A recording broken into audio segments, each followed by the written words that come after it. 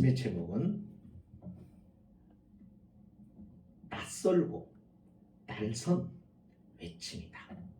이런 제목. 낯설어요. 그리고 그 외침에는 날이 서 있어요. 예수님께서 그런 말씀하신 적 있어요. 사람들에게 너희는 왜 이 광야로 나왔냐? 광야로 나온 목적이 뭐냐? 많은 무리를 향해서 예수님께서 그렇게 물으셨어요. 그러면서 이 광야에서 너희가 뭘 기대하고 뭘 원해서 여기에 나왔느냐? 예수님 앞에 왜 나왔을까요? 왕을 보기 위해서요? 좋은 옷을 입은 사람들이에요? 그게 아니란 말이죠. 말씀을 들으러 나왔단 말이죠. 예, 그렇죠? 말씀을 들으러 그 사람들이 나왔습니다. 여러분, 교회를 나와도 그냥 목사의 설교를 들으려고 오는 사람이 있고 하나님의 말씀을 들으려고 오는 사람이 있어요. 목사가 설교하니까 다 설교라 생각을 하는 거예요. 그냥 목사의 설교다라고 생각하는 사람은 그냥 사람 말 듣고 가는 거고, 목사를 통해서 주시는 하나님의 말씀을 듣겠다는 사람은 하나님의 말씀을 듣고 가는 거예요. 차이가 생기죠. 그러니까 우리가 하나님 앞에 예배하러 나올 때부터 마음의 준비와 자세가 굉장히 중요한 겁니다. 우리는 사람을 속일 수 있지만 하나님은 못 속이거든요. 하나님께서 나오는 사람을 한 사람 한 사람을 다 봅니다. 하나님 앞에 나가는 자를 하나님께서는 다 세밀하게 보십니다.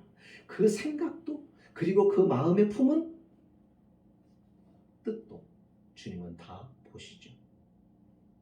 여러분은 어떤 마음으로 오늘 주일 예배에 나오셨습니까? 목사도요, 주일을 기대하고 설교를 준비하는 것과 아무 생각 없이 있으면요, 내 자신부터가 은혜가 안 돼요. 주일을 바라보고 주일이 오는 것을 바라보고 그 날을 기다리면서 말씀을 준비하고 또 그 날에 성도들에게 하나님의 말씀을 전해준다고 하는 이 마음이 기쁨과 즐거움이 있어야 힘도 나고 열정도 생기고 의욕도 넘치고, 예, 그날 말씀을 전하면서도 내가 먼저 은혜를 받아요. 그렇더라고요. 말씀을 듣겠다고 나왔을 때 여러분, 우리는 어떤 준비가 필요한 줄 아세요? 그 말씀이 어떠한 말씀이든지 하나님이 나를 향하여 주시는 말씀이라면 내가 받겠습니다 하는 준비된 마음이 필요합니다. 그런데요, 우리가 잘 아는 대로 하나님의 말씀은요, 나를 비율을 맞추는 말씀이 아니에요. 하나님의 말씀은 정말 나를 위한 말씀이에요. 여러분, 내 비율을 맞추는 게 나를 위하는 것이 아니에요. 세상에 여러분들 살아가면서 보세요. 내 옆에서 이렇게 비율을 맞추는 사람이 있어요. 특히 내가 잘 나가고 내가 좀 부유하고 내가 좀 어떤 높은 자리에 있고 그러면 와서 비율을 맞추는 사람들이 있어요. 그것은 그 말을 우리가 다 듣고 그것이 진정 어린 마음인 줄 알고 우리가 받았다가는 속는 겁니다. 진짜 나를 위한 말이 있어요. 그것은요, 나를 격려할 때도 있지만 때로는 내가 잘못 생각하고 있을 때, 내가 잘못된 판단과 행동을 할 때 거기에 대하여 정확하게 설명해주고 나에게 입장에서 정말 나를 사랑해서 권면해주는 말이 있단 말이죠. 그렇지 않습니까? 그 말을 들을 수가 있어야 그것이 내게 유익이 되는 거예요. 하나님은 우리에게 아부하는 분이 아니세요. 하나님은 내 비율을 맞추는 분이 아니세요. 신앙생활은 하나님께서 내 마음을 맞춰주는 것이 아니라 신앙생활은 그 완전하신 하나님께 내가 맞춰가고 그 하나님을 따라가고 그 하나님께 순종하는 것이에요. 왜요? 그렇게 해야 내가 성숙하고 변화되고 내가 하나님처럼 온전해져 갈 수 있는 거예요. 이게 신앙생활이에요.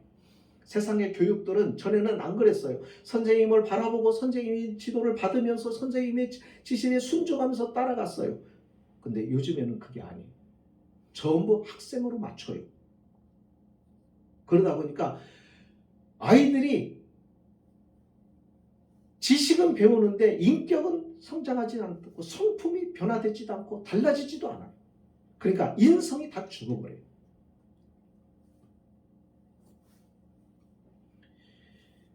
우리는 하나님 말씀을 듣겠다고 나왔습니다. 그렇다고 한다면 이 하나님의 말씀이 때로는 우리를 다독거리는 위로가 격려가 되는 말씀도 되지만 어떤 때는요, 내가 잘못된 길을 선택했거나 내가 잘못된 생각을 하거나 잘못된 악한 습관에 젖어 있거나 하는 것을 하나님은 말씀을 통해서 확 찔르세요. 그래서 아픔을 느끼고, 그래서 자존심도 하나님이 건드려요. 그러니까 말씀을 들을 때 그 말씀이 하나님의 말씀으로 들리면 그것을 통해서 아파하고 아픔을 통해서 생각을 하게 되고 고민을 하게 되고, 그래서 그 문제를 가지고 하나님 앞에서 어떻게 해야 될지 해결을 하려고 하나님 앞에 몸부림쳐요. 이게 믿음이에요. 이게 하나님의 사람의 모습이에요. 그렇기 때문에 그 사람은 생각이 바뀌어져요. 그 생각이 깊어져요.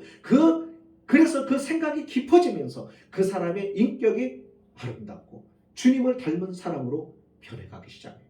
성숙해가는 거예요. 다시 말해 하나님의 말씀은 예리한 수술 칼과도 같아요. 그 칼을 대는 이유가 뭐예요? 아프라고 하는 거예요? 아니죠. 치료하려고 하는 거예요. 고치려고 하는 거예요. 병이 드는 사람이 수술의 칼을 거부를 해버리면 수술을 받을 수가 없는 거죠. 여러분, 이런 성도들이 세상에 너무 많습니다. 오늘 이 말씀은요, 세례 요한에 대한 이야기예요. 세례 요한은 역사의 가장 중요한 시기에 등장을 합니다. 400년 동안 하나님은 선지자를 보내지도 않았고 하나님은 이상과 비전도 보여주시지 않았어요. 그래서 이 400년의 기간, 그러니까 구약의 마지막 선지자가 등장하고 난 다음에 이 선지자가 사라지고 난 다음에 세례 요한이 나타나기까지 400년이라는 세월 동안에 하나님은 어떤 선지자도 보내지 않았고 말씀도 주시지 않았어요. 그래서 이 시대를 신학자들은 신앙의 암흑기라고 말해요. 하나님의 음성이 들리지 않았단 말이에요. 그러다가 나타난 사람이 세례 요한입니다. 그래서 선지자들은 그 메시아에 대한 예언들을 한 사람들이잖아요. 그러니까 세례 요한을 구약의 마지막 선지자다라고 그렇게 말해요. 그런데 이 세례 요한이 나타나서 갑자기 하는 말이 뭐냐면 회개하라, 천국이 가까웠다고 온통 세상을 향하여 외칩니다.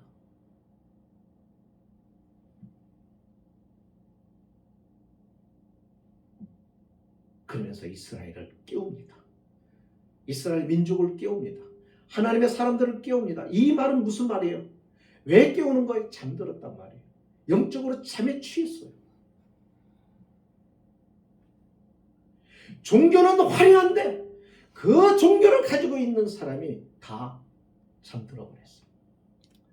화려함만 있고 껍데기만 있고 형식만 있고 외모만 근사하지 안에는 생명이 없어요. 다 죽은 자와 같아요. 그래서 흔들어 깨우는 거예요. 그러니까 깨우려고 하면은 일어나세요, 일어나세요 이렇게 갖고 안 되잖아요. 막 흔들어야 되죠. 잠이 깊이 들수록 심하게 흔들고 요동치고 술에 치여서 깨워야 되잖아요. 요즘 보세요. 사람들이요,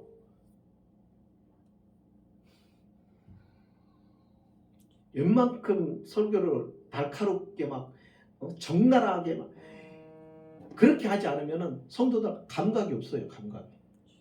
예. 다 잘 믿는 줄 알아요. 자기가. 어떤 위기의식도 없어요. 그래서 오늘날 보면 그래요.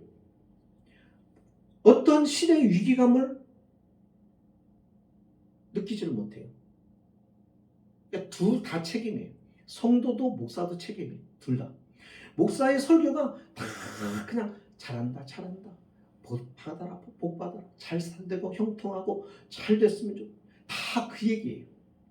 죄를 지적하거나 잘못에 대하여 말하거나 하는 목사들이 없어. 설교가 여러분 방송 설교로 다 들어보세요. 거의가 다 그런 얘기들이에요. 위기감을 주지를 못해요. 그러다 보니까 심령의 마음의 동요를 일으켜야 되는데 동요를 일으키지도 않아요. 얼마나 마음이 강팍한지 찔르면은 그냥 기별도 안 가. 그래서 성도들이 마음이 무디해져 버렸어. 여기 본문도 보면은 여러분 누가 잘 안 듣느냐면 종교 지도자들이 안 듣잖아요. 이게 뭔 얘기예요? 누가 잘 안 듣는? 하나님에 대하여 그 경계심이 누가 다 이 경계심이 없이 그냥 완전히 자기 아집과 고집과 자기의 것으로 꽉 차가지고는 흔들리지 않느냐면 자신이 잘 믿는다라고 생각하는 사람들. 그래서 흔들리지 않는 거예요. 오늘 보면은 아무도 세례 요한의 설교에 대해서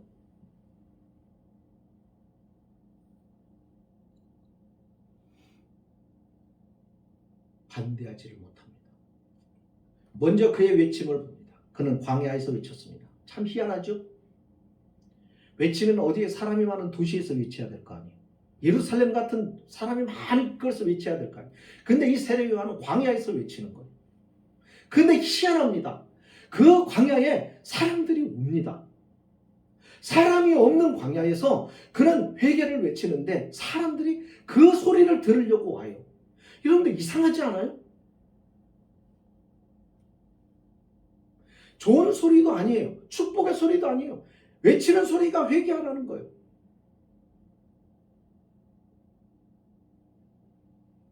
사람들이 와서 듣습니다. 와서 듣는 사람들은 어떤 사람들일까요? 이게 복 있는 사람이에요.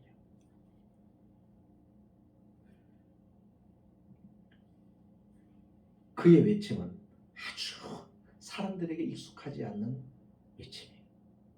낯설어요. 그의 외침은 낯설기뿐만 아니에요. 날이 서 있어요. 예리해요. 그래서 그 말씀을 들으면 아파요.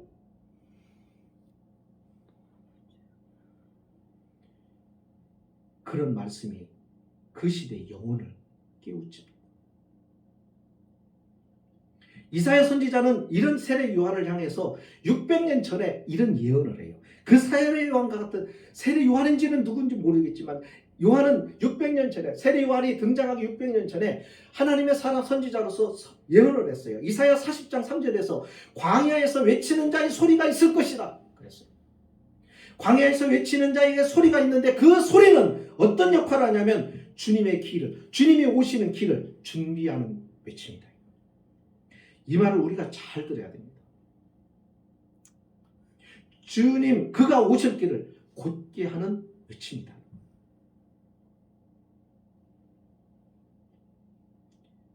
예수님이 누굽니까? 하나님 나라 왕이시잖아요. 왕으로 오시는 그 왕을 맞이하는데 그 왕을 맞이하기 위해서는 그 왕을 영접하기 위해서는 그 왕이 나의 왕이 되게 하기 위해서는 필요한데 준비가 필요하다는 거예요. 준비. 그렇잖아요. 목사가 가정의 집, 어떤 성도의 가정의 집에 신방을 가도요. 간다고 그러면 신방한다고 그러면 성도들이 마음이 긴장을 해요. 그죠? 저도 그런 기억이 나요.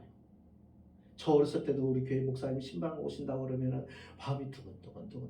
그러니까 뭐냐면 기대하면서도 막 어떻게 하면 준비를 하는 거예요. 우리는 막 우리 아버지 어머니랑 다 물청소하면서 대청소를 했어. 대청소. 준비해요. 맞이할 준비. 왕이신 그분이 오신다니까 준비해요. 그분이 내 안에 내 심령에 오시고 나의 왕으로 오신다고 하니까 나는 준비를 해야 될 거 아니에요. 누가 준비를 하는 거예요? 왕인지 모르는 사람은 준비를 안 해요. 왕으로 인정하지 않는 사람은 준비를 안 해요. 그러나 그분이 왕으로 오신다고 한다면, 그것을 내가 알고 있고 내가 믿고 그것을 원한다고 한다면 준비한다는 말이죠. 바로 그 준비가 뭐예요? 회개하는 거예요. 청소하는 거예요. 깨끗하게 자기의 심령을 준비하는 거예요. 그러니까 회개하라고 요한은 외치는 거예요.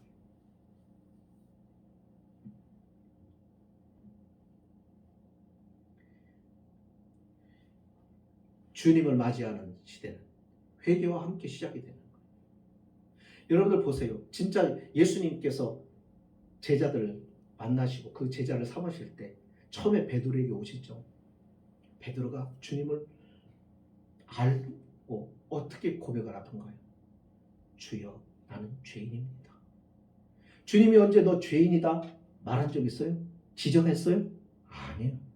주님을 보면, 주님을 만나면 첫 번째로 느끼는 것이 뭐냐면 그분 앞에서 나는 죄인인 것이 확인이 되는 거예요. 드러나요. 그게 밝혀져요. 이게 정상이에요. 그분은 빛이시기 때문에 그 빛이신 주님이 내게 오면 내가 첫 번째로 그분을 만나자마자 발견하는 첫 번째가 뭐냐면 나는 그분 앞에 죄인이다. 허물이 드러나는 거예요. 그냥 드러나요. 매일 주님을 만나는 사람은 매일 주님의 그 빛 앞에서 자신의 허물, 자신의 죄악, 자신의 악한 습관, 오래된 오래 묵어져 있는, 변하지 않고 그냥 바뀌지도 않는 잘못된 습관들이 그대로 드러나요. 그래서 회개하는 거예요. 회개하는 사람들은 죄가 많아서가 아니에요. 다른 사람보다 죄가 많아서가 아니에요. 빛이신 주님 앞에 가니까 자연히 그 빛 앞에 주님 앞에서 자신이 드러나는 거예요. 감춰져 있던 것, 나도 몰랐던 것들이 드러나요. 드러나니까 어떻게 할 수가 없는 거예요. 그래서 그 드러나는 것을 주님 앞에 토해내는 거예요.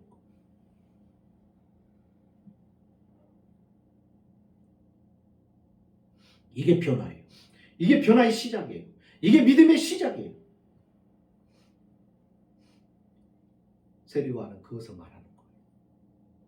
그런데 이 주님을 받아들이기에, 그 주님을 왕으로 모시기에 장애가 되는 회개가 있어요. 회개가 장애, 회개하는 것이 장애물이에요. 장애물. 회개를 안 한단 말이에요. 여기 보면은 7절에서 9절에 보면요, 이런 말씀이 나와요. 세례요한이 누구에게 하는가 보세요. 독사의 자식들아, 누가 너희를 가리켜 임박한 진노를 피하라 하더냐. 독사의 자식들이라고 외칩니다. 그러니까 여러분, 아주 거칠어요. 말이. 왜 이렇게 거칠까요? 제가 왜 이렇게 흥분할까요? 마음이 강박하니까. 웬만큼 말해서는 쳐다도 안 보니까. 웬만큼 말해서는 돌아도 안 보니까요. 그래서 강력하게 말하는 거예요. 얼마나 사람의 마음이 강팍해지고 굳어 있으면 이렇게 말하지 않으면 사람들이 관심을 안 갖는 거예요. 도대체 뭐라는 거야? 저게 왜 저따위 소리를 해? 그래서 사람들의 시선과 관심을 끄는 거예요. 누가 너희를 가리켜서 임박한 진노를 피하라더냐.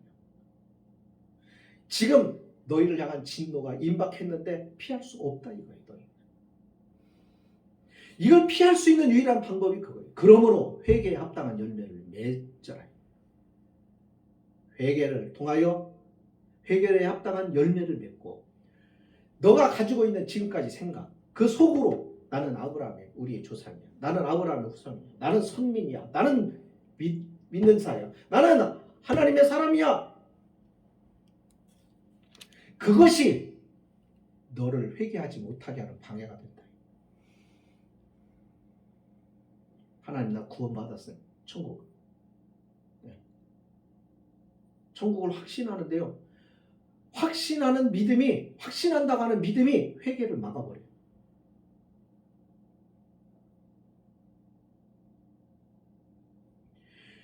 내가 가지고 있는 목사라는 직분이 회개를 막아버려요. 내가 오랫동안 신앙생활을 했다고 하는 것이 회개를 막아버려요.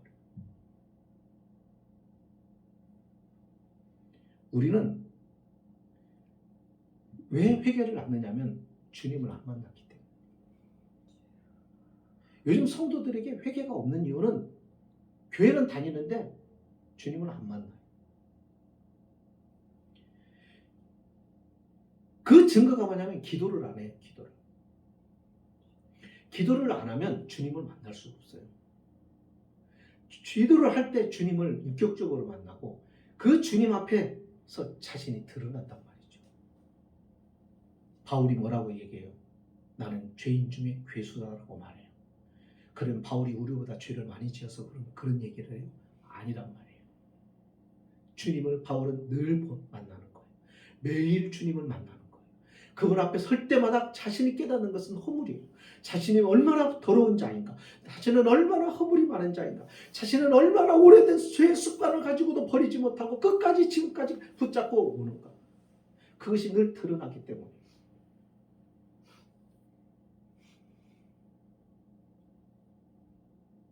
그래서 하나님의 긍휼하심과 은혜가 아니면 나는 소망이 없는 자구나 하는 것을 알아요. 그래서 겸손할 수밖에 없어요. 그래서 자신을 낮출 수밖에 없는 거예요. 이게 믿음이죠.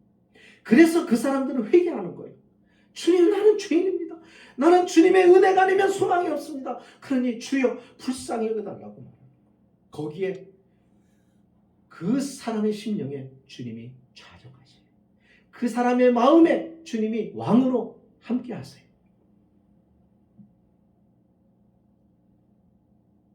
왕이신 주님을 모시기를 준비가 필요한데 사람들은 그게 없었어요.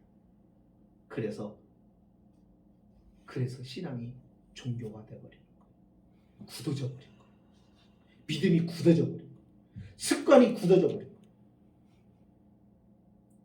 네, 굳어지면 병든 겁니다. 굳어지면 끝나는 겁니다. 언제나 우리의 마음이 굳어지면 안 돼요. 주님을 향해서 우리가 다시 우리의 마음에 감성이 돌아오고 감정이 생겨나고, 그래서 주님과 함께 이렇게 역동적인 교제, 이 관계가 회복이 돼야 돼요. 그러지 않으면 여러분 그 신앙은 죽은 거예요. 그래서 세례 요한이 강력한 말로 독사의 자식들이라고 하면서 깨우는 거예요. 근데 요즘에 목사님들 설교가 이런 설교를 안 해요. 강력하게. 왜요? 성도들 상처받는다고. 예수님의 메시지를 보세요. 강력해요. 목사는 성도의 상처를 걱정할 게 아니에요. 목사가 자신의 윤리적으로나 신앙적으로 잘못된 행위를 통해서 성도에게 실망을 주고 그랬을 때 자신이 돌아보며 상처를 준 것에 책임을 져야 돼요.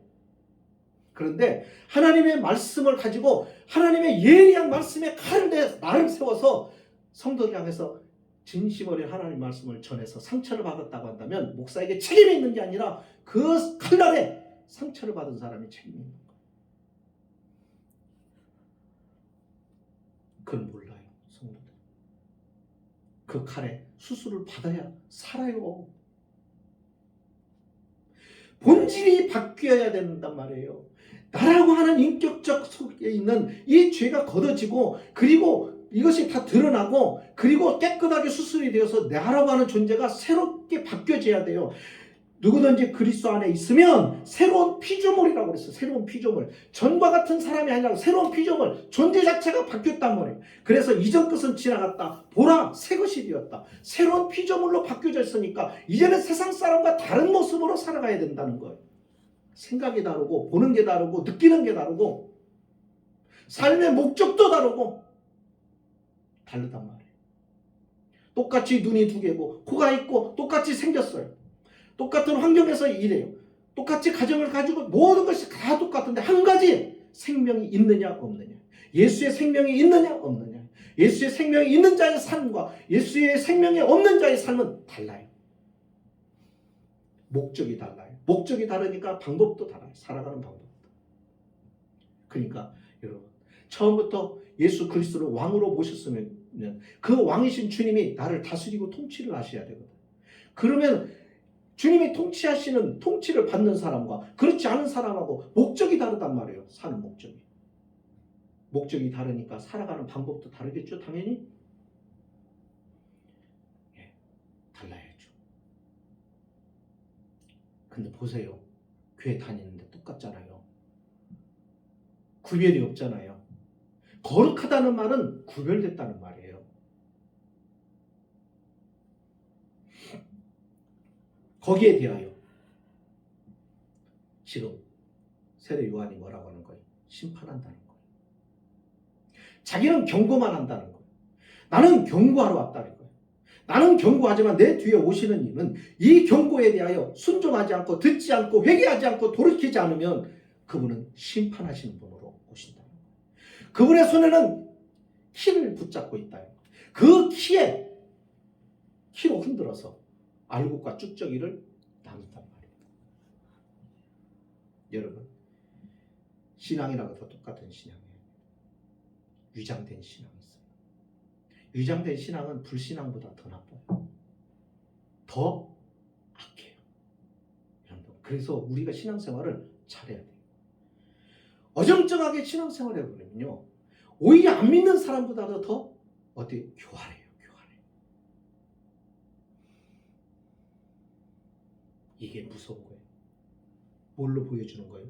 서기관과 바리새인, 종교 지도자들. 예수님 당시 예수님 누구를 가장 많이 안 믿는 사람을 지적한 게 아니에요. 예수님이 가장 공격을 많이 하세요. 예수님이 가장 말씀을 하시면서 회개하도록 가르치고 잘못을 지적했던 그 대상이 누구냐면 서기관 바리새인. 왜요? 굳어져 버렸어요. 자신의 그 신앙이 위장됐어요. 그런데 그걸 모르는 거예요. 그러니까 주님이 이걸 건드리는 거예요. 건드리니까 아프죠. 아프니까 어떻게 해요? 주님을 왕으로 모신 사람은 주님 앞에 그 아픔을 가지고 나와서 주님 앞에 무릎을 꿇는데 자기를 찔렀다고 자기를 그 죄를 지적했다고 주님을 향하여 어떻게 대적하잖아요. 주님과 맞서요. 오늘날 교회에 출석하는 사람 가운데서 이런 사람들이 많습니다. 혹 나는 어떤가? 왜 생각해 봐야 되지 않을까요? 나는 어떤 사람인가? 결론을 맺습니다. 회개는 어떤 면에서 사람들을 불편해 합니다. 낯설어 합니다. 그러다가 싫어하기까지 합니다. 그래서인지는 모르겠어요. 요즘에는 회개가 없어요. 회개가 없는 기도가 많고 회개가 없는 복음이 있고 회개가 없는 구원, 회개가 없는 신앙, 온통 회개가 없이 회개를 빼놓고 믿음 생활. 여러분 우리가 경계해야 되는 게 그거예요. 회개가 없는 것은 신앙이야. 1시간 전에 기도를 하고 회개했어요. 1시간 지나고 그 다음에 주님 앞에서 또 기도하려고 그러면요. 그 1시간 사이에 내가 지은 죄가 또 생각이 나는 거예요.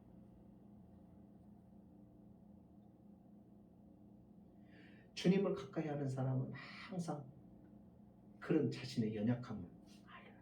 그래서 교만할 수가 없어요.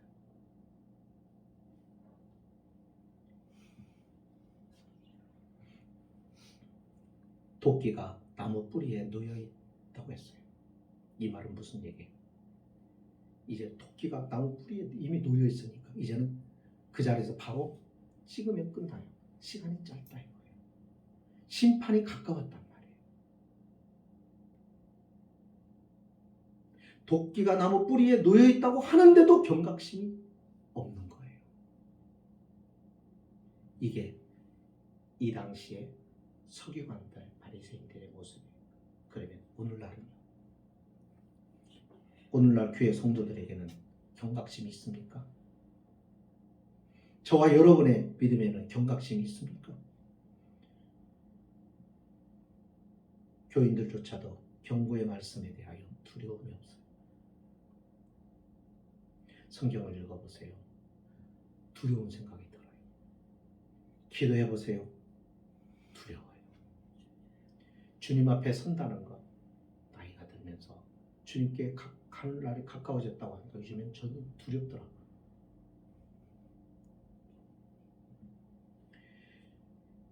은혜 시대라고 그러죠. 지금은 왜 은혜 시대라고 말하느냐면요, 기회가 있기 때문에. 회개할 기회. 하나님의 이 은혜를 거두시면 회개할 기회가 사라져버려요. 회개할 기회가 사라져버리면 곧바로 이어지는 게 뭐냐면 심판이에요. 은혜 받을 기회가 있다는 것은 회개할 기회를 주셨어요. 우리는 하나님의 말씀을 통해서 깨달아요. 우리는 하나님을 통해서 깨달아요. 깨닫게 하시는 이유는 뭐냐면 돌이킬 수 있는 기회를 주시는 거예요. 그때 돌이키지 않으면 영원히 돌이킬 수 있는 기회를 상실해 버릴 수가 있어요. 기회는 항상 있는 게 아니에요. 때가 있어요. 이 때를 주신 하나님 앞에서 오늘 우리는 광야의 이 소리에 귀를 기울여야 돼요. 우리는 요한의 이 소리에 귀를 기울여야 돼요. 그것이 저와 여러분이 주님이 저와 여러분의 영혼을 천국으로 부르시는 그 순간까지 항상 이 소리에 귀를 기울이고 살아야 됩니다.